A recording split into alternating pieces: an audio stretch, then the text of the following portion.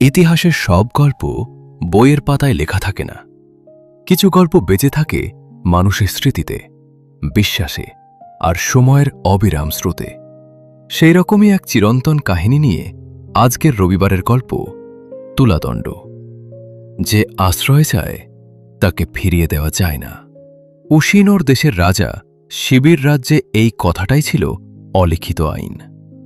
ন্যায় বিচারের জন্য তার খ্যাতি রাজ্যের সীমানা ছাড়িয়ে বহু দূর পর্যন্ত ছড়িয়ে পড়েছিল। পৃথিবীর ইতিহাসে বহু রাজা যুদ্ধ জিতে অমর হয়েছেন, কেউ বিশাল সাম্রাজ্য গড়ে, কেউ অসংখ্য শত্রুকে পরাজিত করে। কিন্তু এমন একজন রাজাও ছিলেন যার হাতে কোনো যুদ্ধের বিজয় নয়, বরং একটি ছোট্ট পায়রার প্রাণ ইতিহাসে তাকে অমর করে রেখেছে। শুনতে অবিশ্বাস্য লাগে, কিন্তু মহাভারতের বনপর্বে এমনই এক ঘটনার উল্লেখ আছে। আর আশ্চর্যের কথা, সেই দিনের বিচারসভায় কোনো অপরাধী ছিল না, ছিল শুধু দুটি প্রাণ। দুজনেই বাঁচতে চাইছিল। সকালের আলো তখন রাজপ্রাসাদের সাদা পাথরের মেঝেতে এসে পড়েছে। দরবার বসেছে। মন্ত্রী, সেনাপতি, ঋষি, দূত সবাই উপস্থিত। রাজা শিবি সিংহাসনে বসে এক বৃদ্ধ কৃষকের অভিযোগ শুনছিলেন। ঠিক সেই সময় হঠাৎ ফরফর ফরফর একটি সাদা পায়রা কোথা থেকে যেন উড়ে এসে সোজা রাজার কোলে পড়ল। পাখিটার সারা শরীর কাঁপছে, দানা রক্তে ভিজে গেছে। ছোট্ট বুকটা এত জোরে উঠছে নামছে যেন এখনই প্রাণটা বেরিয়ে যাবে। রাজা আলতো করে পাখিটাকে দু হাতের মধ্যে তুলে নিলেন। তিনি কিছু বলার আগেই দরবারের বাইরে এক তীক্ষ্ণ চিৎকার। তারপর এক ঝটকায় রাজ দরবারের বিশাল দরজা পেরিয়ে ঢুকে এলো এক প্রকাণ্ড বাজ পাখি। তার চোখ দুটো জ্বলছে, নখে শুকনো রক্ত। ডানার ঝাপটায় সভার প্রদীপগুলো পর্যন্ত কেঁপে উঠল। সৈন্যরা সঙ্গে সঙ্গে তরবারি বের করল। রাজা হাত তুলে থামিয়ে দিলেন। বাজ পাখিটি সোজা সিংহাসনের সামনে এসে দাঁড়াল। তারপর শান্ত গলায় বলল, মহারাজ, ও আমার শিকার, ওকে আমার হাতে ফিরিয়ে দিন। দরবার নিস্তব্ধ। রাজা শিবি ধীরে ধীরে পায়রাটির মাথায় হাত বুলিয়ে বললেন, সে আমার কাছে আশ্রয় চেয়েছে। তাই? বাজ পাখি হালকা হেসে বলল, তাহলে কি আপনার রাজ্যে আশ্রয় পাওয়ার অধিকার শুধু তারই আছে, আমার নেই? রাজা চুপ।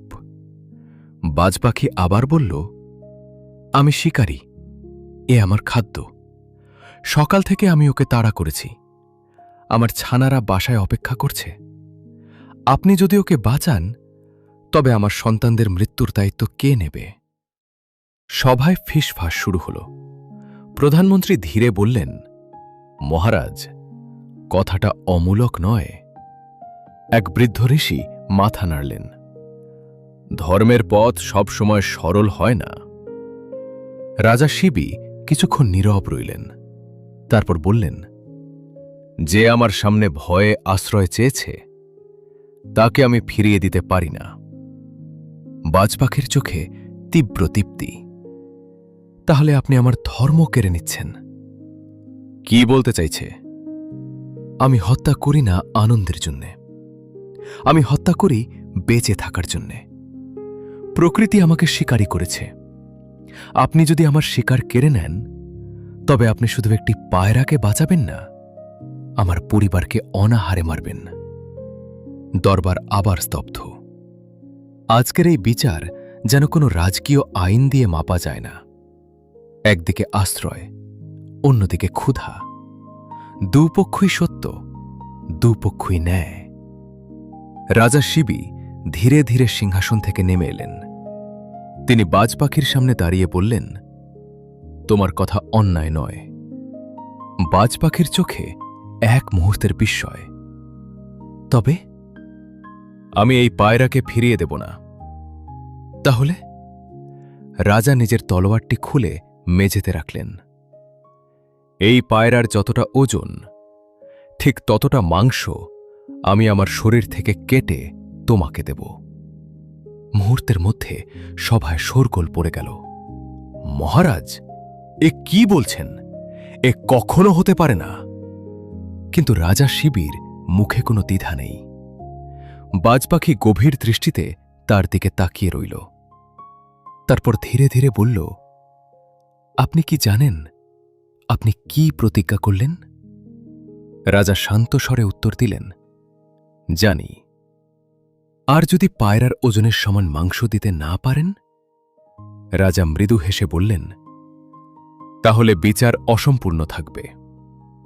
আর রাজা শিবির জীবনে অসম্পূর্ণ বিচার কখনো হয়নি। দরবারের মাঝখানে একটি বিশাল তুলাদণ্ড এনে রাখা হল। এক পাশে রাখা হল আহত পায়রাটিকে, অন্য পাশটি ফাঁকা। রাজা শিবি নিজের উত্তরীয় খুলে একজন বৈদ্যকে বললেন, ছুরি দিন। বৈদ্যের হাত কেঁপে উঠল। মহারাজ, অন্য কোনো উপায় নেই? রাজা শুধু মাথা নাড়লেন। যে কথা দিয়েছি তার আর কোনো বিকল্প নেই। ছুরির ধার সকালের আলোয় ঝলসে উঠল। দরবারের কেউ আর তাকিয়ে থাকতে পারছিল না। রাজা নিজের বাঁ হাতের বাহু থেকে এক টুকরো মাংস কেটে তুলাদণ্ডে রাখলেন। রক্ত গড়িয়ে পড়ল সাদা পাথরের মেঝেতে। সভাসদদের বুক কেঁপে উঠল। সবাই তাকিয়ে রইল পাল্লার দিকে। কিন্তু পায়রার পাল্লা এক চুলও নড়ল না। রাজা আর এক টুকরো মাংস কাটলেন, তারপর আর একটি। তবু না, পায়রাটি যেন আরো ভারী হয়ে উঠেছে। সভায় চাপা গুঞ্জন। একজন মন্ত্রী ফিসফিস করে বললেন, এ কি করে সম্ভব? এত ছোট্ট একটা পায়রা! বাজপাখি স্থির চোখে সব দেখছে। তার মুখে না বিস্ময় না আনন্দ, শুধু অপেক্ষা। রাজা এবার উরু থেকে মাংস কাটলেন। রক্তে ভিজে গেল তার বস্ত্র। বৈদ্য ছুটে এসে ক্ষত বেঁধে দিতে চাইলে তিনি থামিয়ে দিলেন। এখন নয়। আবার মাংস উঠল পাল্লায়। তবু না, পায়রার পাল্লাই ভারী। এবার দরবারে নেমে এলো ভয়ের নীরবতা। কেউ আর কথা বলছে না, কেউ আর শ্বাস নিচ্ছে কিনা তাও বোঝা যাচ্ছে না। বাজপাখি ধীরে ধীরে বলল, মহারাজ, এখনো সময় আছে।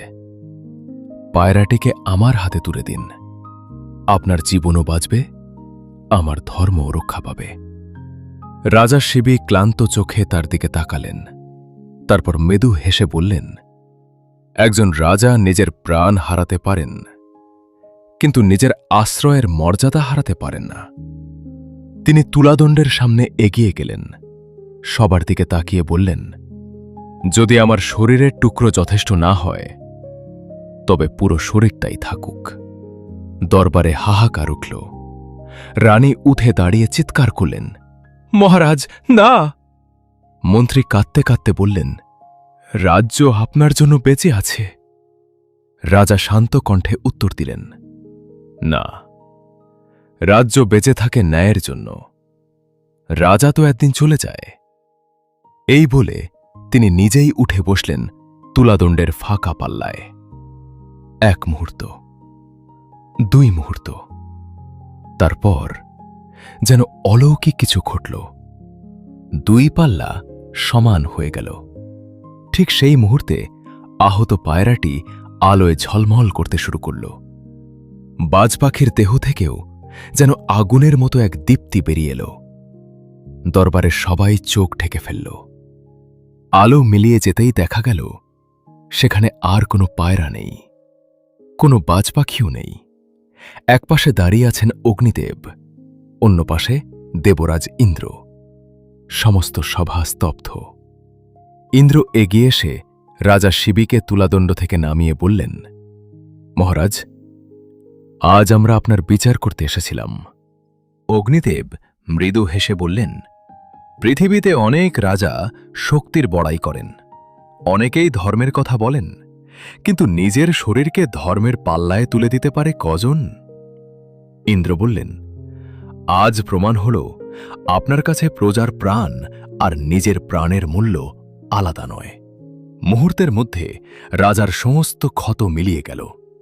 রক্তের দাগও যেন বাতাসে মিলিয়ে গেল। দেবতারা আশীর্বাদ করে অন্তর্ধান করলেন। দরবারে আবার নীরবতা, কিন্তু সেই নীরবতা আর আগের মতো নয়। সেদিন যারা সেই দৃশ্য দেখেছিল তারা বুঝেছিল একটি রাজ্য কেবল সেনাবাহিনী দিয়ে টিকে থাকে না, টিকে থাকে একটি কথার উপর, একটি প্রতিশ্রুতির উপর, একটি আশ্রয়ের উপর।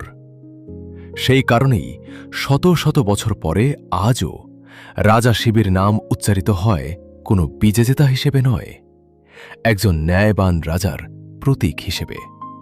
কারণ সেদিন তুলাদণ্ডে ওজন হয়েছিল শুধু একটি পায়রা আর এক মানুষের শরীরের নয়, ওজন হয়েছিল ধর্মের।